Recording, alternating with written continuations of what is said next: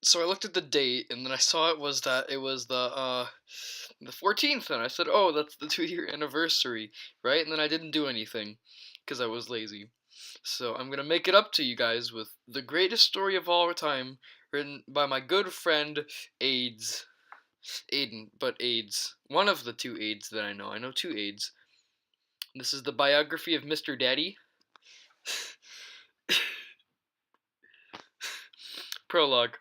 Mr. Daddy, majestic, beautiful, a being of pure wonder.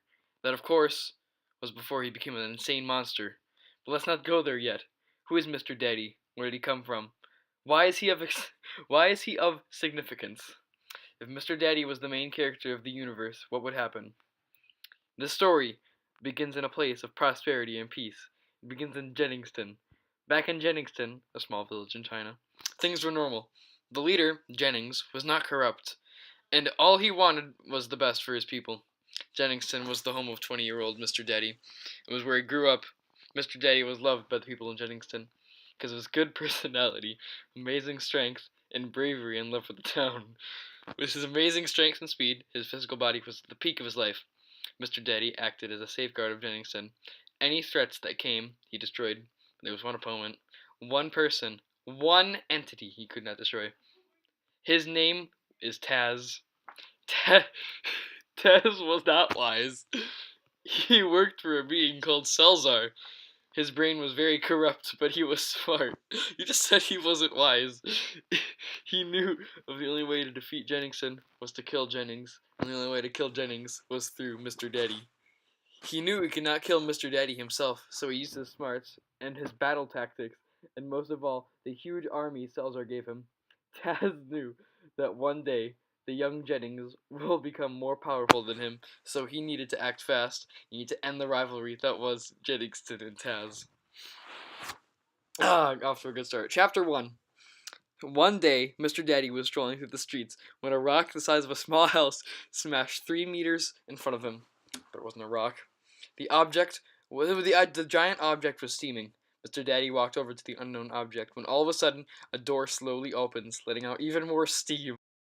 Okay, sorry, I got sidetracked. I need to find my spot again. Okay, yeah, here. Before Mr. Daddy could react, figures started to pour out of the door. Dozens of armored and armed humans started to surround Mr. Daddy.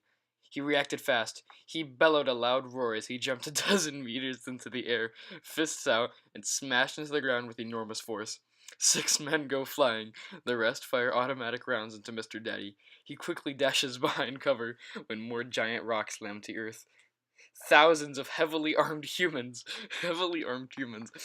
pop out, pop out, pop out of the huge objects and start torching the houses of Jenningston. Jenningston was not ready for this kind of attack. How is this happening? Mutters Mr. Daddy. Then it hits him. Taz. Taz was going for Jennings. This was all a big diversion. Diversion. Mr. Daddy roars an almost inhuman-like roar as he darts out of cover and sprints towards the town hall where Jennings could be. He was too late. The town hall was burned, and Taz, bruised and bleeding, strolls out of it, a nasty smile plastered on his face. Jennings put up a good fight. It's over, Mr. Daddy. I have your leader. Your citizens are mine. Your houses are mine. Taz's army outnumbers Mr. Daddy thousands to one. Take him, he says to his army. Take him so we can brainwash him, and he will join our army. Taz jumped into the air, turned on his flying boots, and flew out of Jenningston. Rage was consuming Mr. Daddy. The fear, the anger, the hopelessness. His blood curdled. Chills ran down his spine, and down his toned and defined abs. he, he growls in pain as as a brief wave of nausea sets in. He looks up at the sky, still, then he bellows and hunches, curling in pain, his head feeling as it's gonna pop off. His legs and arms tighten up as grown, ripped muscles appear in his body.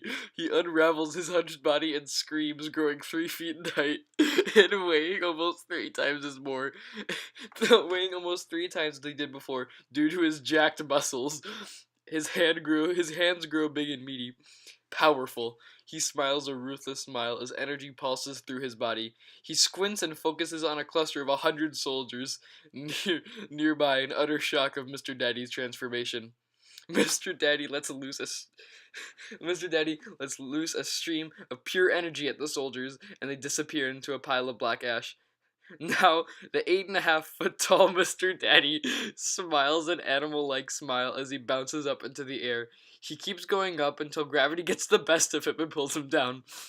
When he is about to hit the ground, he clenches his massive fists the size of small boulders. It slams them against the ground, thousands of pounds of force. Energy spreads through the ground, tearing apart the land. The force hits the soldiers around him and they go flying, instantly killing them all. Mr. Daddy looks down at his hands in odd horror as he realizes what he has done. Thousands of lives dead under a blink of an eye. He lets out a mangled shout in pain. As pain shoots through his body, he starts shrinking back to his normal size. I must leave and never come back, he mutters under his breath. He takes one of Taz's soldiers' flying boots and flies away from civilization. Well, no one would know what he did. But this is so good. But something happens that Mr. Daddy did not know. An old soldier from Taz's army stirs. He he lifts up his walkie-talkie and whispers into it.